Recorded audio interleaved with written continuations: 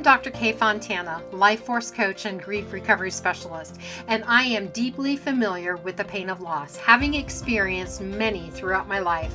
At just 9 years old, I lost my brother to cancer and witnessed my parents' immense grief, which was unbearable. Years later, my mother lost her battle with Alzheimer's, and then my father was diagnosed with cancer and passed away a week after his diagnosis. Most recently, in January 2023, I experienced the devastating loss of my husband and soulmate of 40 years due to multiple health issues. In between were countless other losses, including family members, friends, co-workers, beloved pets, and even finances. However, I turned my pain into my purpose and passion to share strategies to help you get through your darkest days and navigate the complexities of grief. This is the Healing Our Grieving Hearts podcast. Welcome to today's episode where I will be sharing the connection between grief, loss, and food. Food plays an important part in a lot of cultures when it comes to dealing with loss and grief. During tough times, communities often gather to share meals, showing that food can create emotional connections and offer comfort. Many traditions involve preparing special dishes to honor those who have passed away, especially recipes that have been handed down for generations. This shared eating experience not only fills the stomach, but also acts as a meaningful way to remember loved ones, helping everyone to work through their grief together. Food rituals during mourning, like wakes and memorial meals, are important cultural practices that help people cope with grief. These gatherings offer a space to create not just food, but also stories, laughter, and tears, creating a strong sense of community support. Many traditions include specific dishes that pay tribute to the person who passed, turning the meal into a celebration of life, even amidst the loss. These rituals help with healing and strengthen social connections, reminding everyone that they're not alone on this journey. Sharing meals during the grieving process can be important for emotional healing and creating connections among those dealing with loss. Eating together creates a space where mourners can feel supported and understood, while also encouraging open discussions about memories and feelings. Mealtime gatherings often help break the silence around grief, allowing people to express their sadness, celebrate, or reflect on the life of the one who has passed. Plus, food can provide comfort, reminding everyone of the joy and warmth they shared with their loved one. By coming together for a meal, individuals can show compassion for each other, reinforcing the idea that grief isn't something to go through alone, but rather something that can be handled together. Cooking or baking during times of grief can be a great outlet for people trying to cope with their complicated feelings. Preparing meals can give a sense of purpose and stability, helping individuals turn their grief into something they can actually make. Many find comfort in whipping up recipes that remind them of their loved ones as they deal with their loss. Baking, in particular, engages the senses, from mixing ingredients to watching dough rise and smelling the aroma filling the kitchen. It can stir up powerful emotions. Plus, sharing those baked treats with friends and family promotes collective healing, turning personal sadness into a shared experience. This whole process helps honor their loved one. Now, my husband and I didn't do a lot of baking, but he absolutely loved cooking and was very talented in the kitchen. Even after 2 years since his passing, I still make some of his favorite dishes that remind me of the wonderful times we shared. Each time I cook those meals, it feels like I'm reconnecting with him as the flavors and aromas bring back beautiful memories and warm my heart, keeping his spirit alive in my everyday life. Comfort food often acts as a source of emotional relief when people are going through tough times, like grief and loss. In these moments, individuals usually reach for foods that bring back happy memories, providing a sense of stability amidst the chaos of grieving. The familiarity and indulgence of these meals can create a feeling of safety, reminding them of better days. This connection is tied to how our brains respond to food. The happiness that we get from eating can help temporarily ease feelings of sadness and anxiety. Recognizing the emotional impact of food during grief shows how important what we eat can be in the healing journey. Cooking and sharing food can be a powerful part of the healing journey after loss. Preparing meals gives people a way to express their emotions creatively, finding comfort in the rhythm of chopping, stirring, and baking. This hands-on experience can be therapeutic, offering a chance to process thoughts and feelings in a meditative way. Sharing meals with friends and family creates connection and support, creating a space where love and compassion can thrive.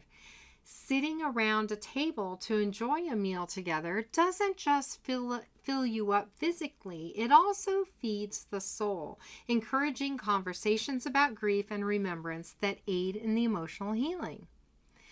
Food is a powerful way to create new memories while honoring the past, acting as a real connection to loved ones who have passed away. When people prepare dishes that remind them of those they've lost, they engage in meaningful ritual of remembrance, keeping memories alive through tastes and smells. This practice helps link current experiences with cherished moments from the past, allowing their legacy to continue in everyday life. The aroma of a pot of stew might evoke cozy family dinners, while a favorite dessert can transport someone back to a joyful celebration. Enjoying these familiar flavors can carry deep emotional weight, helping individuals honor their loved ones and maintain that sense of connection even through the grief. Family recipes passed down through generations turn kitchens into hubs of storytelling and tradition, weaving memories into new experiences and blending love for those lost with the joy of making new ones.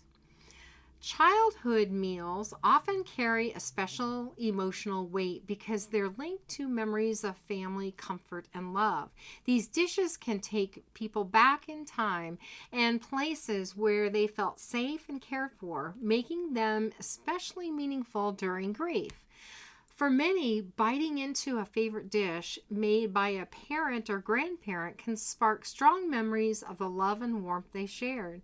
This deep connection explains why people often find themselves reaching for these familiar meals, not just to fill their bellies, but to seek comfort and feel closer to their loved ones during tough times. I want to mention that there are several important factors to consider regarding the impact of food during the grieving process. Emotional eating is a common response as many people turn to food for comfort when dealing with loss. Feelings of sadness, loneliness, and anxiety can intensify, leading some to seek comfort in food, particularly comfort foods rich in sugar and fat, which can trigger the release of feel-good hormones and provide temporary relief from overwhelming emotions. While this can be a nice distraction, it may also lead to unhealthy habits and discomfort over time. Recognizing emotional eating as a coping mechanism encourages deeper reflection on feelings. Food can connect individuals to the past, provide nourishment, and strengthen emotional bonds with family and friends. However, relying too heavily on foods may result in binge eating or neglecting proper nutrition. Finding a balance between seeking comfort in food and maintaining healthy habits is necessary for navigating grief in a positive way. Food is often used to comfort kids when they're feeling upset. In the Grief Recovery Handbook by John W. James and Russell Friedman, they describe a situation where a child gets her feelings hurt on the playground. The caretaker, be it a parent, guardian, or grandparent, says, "Don't cry. Here's a cookie. It'll make you feel better." Of course, this scenario may play out after the death of a child's loved one. This can lead to the child thinking that food is a fix for feelings, which just isn't true, and can also lead to emotional eating. This also holds true for adults. Mindful eating is a great way to cope with emotional challenges during grief, helping people build a healthier relationship with food. One tip is to really take the time to enjoy each bite, paying attention to the flavors, textures, and smells instead of just rushing through the meals. Putting away distractions like phones or the TV can create a more focused eating environment. Keeping a food journal to reflect on your feelings about eating can help you tell the difference between actual hunger and using food to cope with grief. Getting into meal prep as a kind of meditation, focusing on the process rather than just the end result, can also make the experience more meaningful.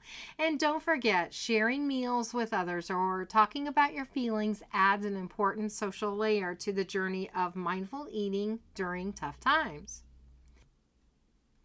Frequently, people want to bring food to those who have lost a loved one to be helpful. However, there are a few things to consider. For instance, bringing casseroles to a widow's home is a thoughtful gesture, but it's good to be mindful of a few concerns. First, she may feel overwhelmed by the amount of food that she receives, so it's helpful to check in with her before dropping off a big batch of meals. Second, cooking might actually be a source of comfort for her. She might prefer to prepare her own meals as a way to cope and remember her loved one.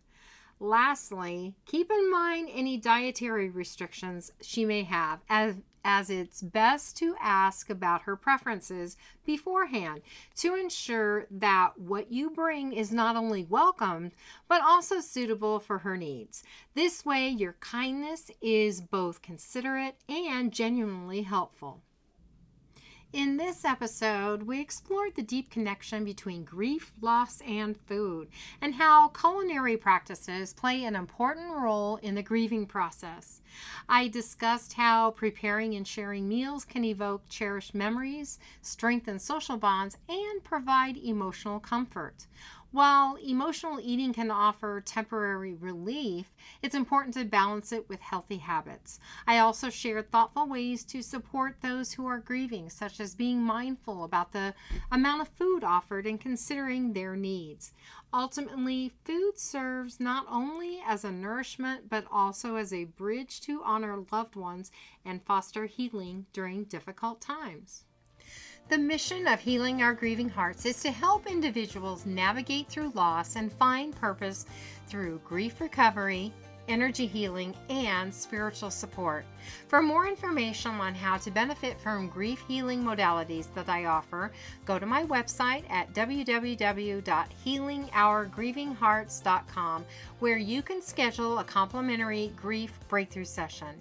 You will also find 2 guided meditations on the media page. To follow me on Facebook, go to facebook.com/k.fontana. Thank you for listening to this episode of the Healing Our Grieving Hearts podcast. Remember, you are not alone in your grief, and your experiences and emotions are valid. Join me next Saturday at 10 a.m. Arizona time as we continue to explore the human experience and creating rituals of remembrance. Until then, be kind to yourself.